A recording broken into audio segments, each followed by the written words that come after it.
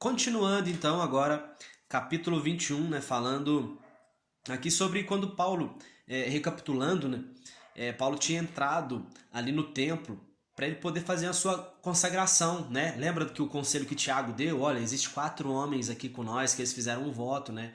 Então, Paulo, vai junto ali com eles, né, para dentro do templo, para mostrar que você ainda cumpre a lei, né, dos judeus e não tá pregando contra a circuncisão. Porque os judeus pensavam assim, olha, Paulo está pregando contra a nossa religião. Então, o conselho de Tiago foi esse, olha, vai lá, Paulo, né? E mostra que você não é contra a religião deles, não. Então, Paulo está bem lá no templo. De repente, alguns judeus veem a Paulo e aí eles vão agarrar ele. E ao ponto, né, de quase estraçalhar Paulo ali no meio. E aí um comandante romano chamado Cláudio Lísias, ele vai mandar sua tropa ali e retirar Paulo daquele lugar. Então, né, a multidão estava pedindo a morte de Paulo. Só que esse comandante vai e resgata Paulo ali. Então, o que acontece? Paulo então pede permissão para poder falar a esse comandante. E o comandante diz assim, olha, você fala grego, Paulo? Por acaso você não é aquele terrorista egípcio que levou 4.000, né, 4.000 homens ali pro deserto? E aí Paulo vai dizer assim, olha, deixa eu falar com o povo. E aí Paulo começou, e isso o povo começou a meio que, né, ficar em silêncio. Mas quando Paulo começou a falar em aramaico, aí todo mundo guardou muito mais silêncio, todo mundo ficou caladinho. Então Paulo começou a dizer, ele contou todo o seu testemunho desde Damasco, né, até as missões que ele havia feito ali por, né, todas as cidades que ele passou.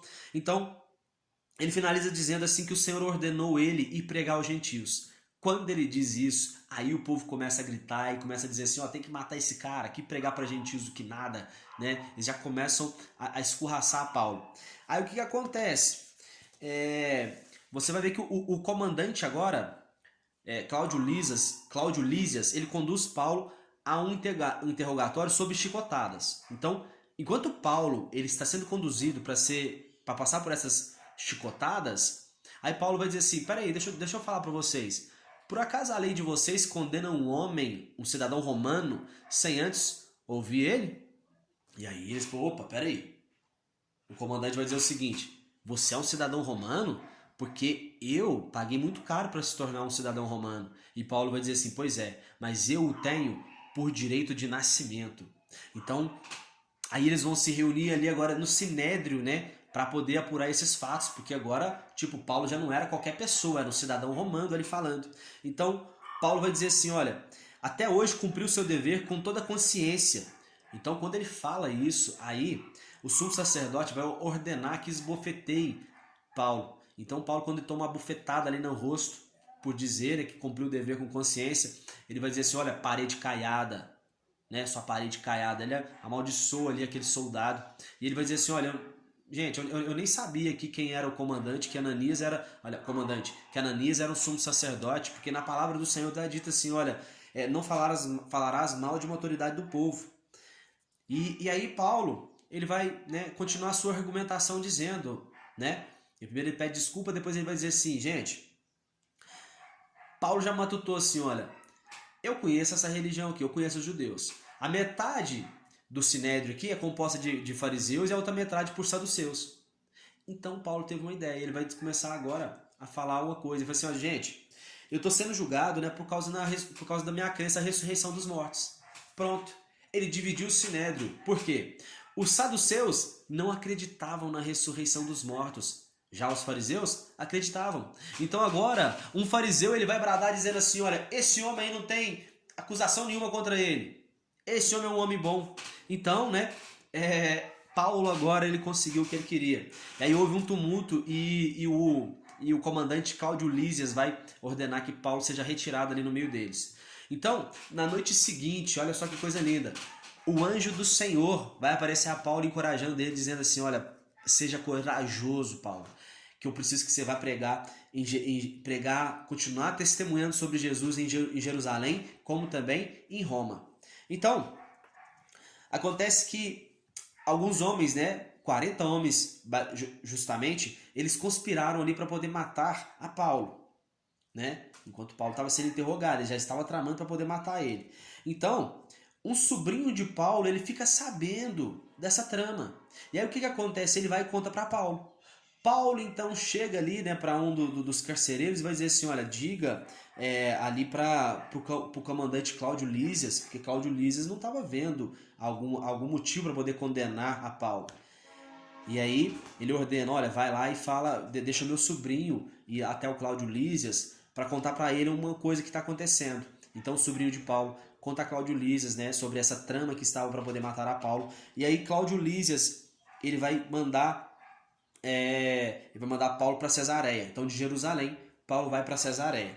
Então o governador Cláudio Lísias, governador romano, ele escreve uma carta ao governador Félix de Cesareia. Ponto. Então, ele contou toda a história, né? Olha, esse Paulo aqui é um cidadão romano, né? E ele foi julgado. E aí agora os judeus aqui estão tramando matar ele. Por isso que eu estou enviando para você aí, Félix, né? Então, Cláudio, ele nessa carta, ele diz assim, olha, eu quero então intimar os judeus que estão acusando Paulo para ir a Cesareia também, para poder, né, prestar aí para você para participar dessa audiência. Então pronto. Enquanto isso, Paulo ficou sob custódia, né, no palácio de Herodes, até os acusadores chegarem. Então, passados 5 dias, o sumo sacerdote Ananias, né, aquele que mandou esbofetear a boca de Paulo, e os líderes judeus e um advogado chamado Tértulo, eles vão agora e Tértulo começa a dizer ali diante do governador Félix o seguinte, olha, Cláudio Lísia tirou Paulo das nossas mãos. Então eu quero o seguinte, Félix, que você interroga Paulo aí.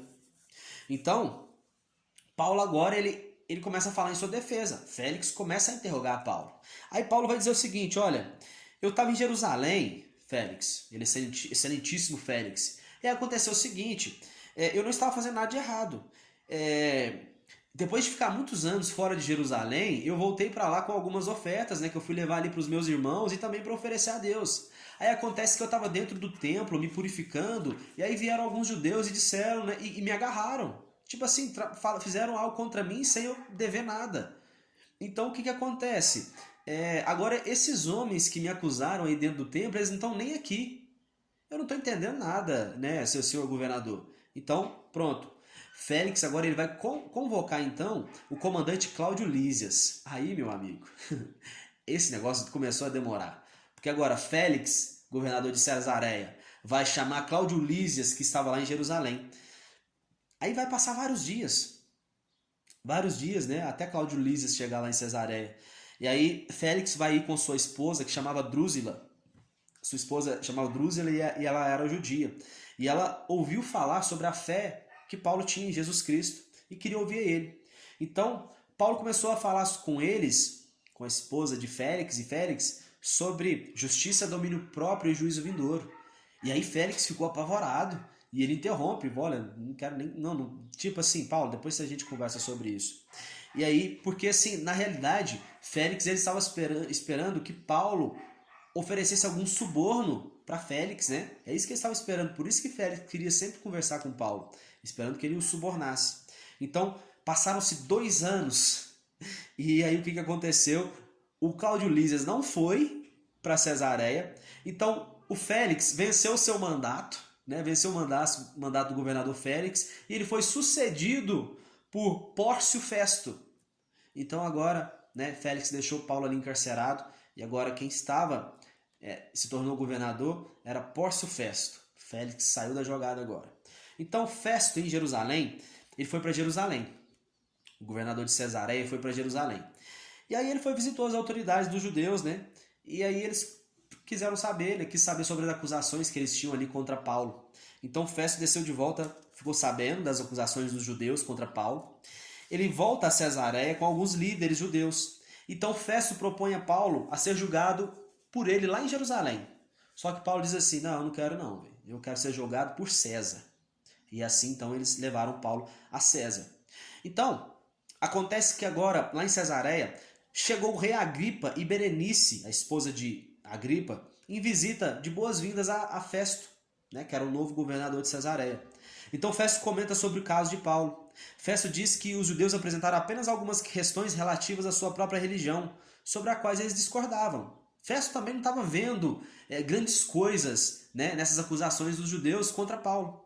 Então, Agripa desejou ouvir a Paulo. E aí Paulo é apresentado por Festo a Agripa na sala de audiências. E aqui a gente vai encerrar, né, essa sétima parte para a gente entrar na parte final de Atos dos Apóstolos. E já já a gente volta.